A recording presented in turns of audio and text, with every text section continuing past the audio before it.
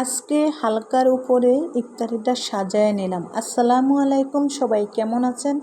আপনাদের সাথে আছি আমি মামে ঘরোয়া ব্লগ। দূরে এবং কাছে আমার প্রাণ প্রিয় ভাই ও বোনেরা, পুরা বন্ধুরা যে যেখানে আছেন, আশা করি সবাই ভালো আছেন, সুস্থ আছেন এবং নিরাপদে আছেন। আপনাদের ছোট বড় সবার দোয়া এবং ভালোবাসা আলহামদুলিল্লাহ আমিও আমার ফ্যামিলির সবাইকে নিয়ে ভালো আছি। তা আমার কলিজার ভাই ও বোনেরা, আপুরা, ভাইয়ারা, বাবিরা সবাই আমার সাথে থাকেন। দেখেন যে আজকে আমি হালকা ইফতারি সাজাচ্ছি। আনারস, টমেটো আর শসা আর শরবত নিচ্ছি, শুধু একটা আইটেম। শরবতটা হলো তমরুজ দিয়ে শরবতটা বানিয়ে নিচ্ছি। একদম হালকার উপরে আজকের ইফতারিটা করলাম।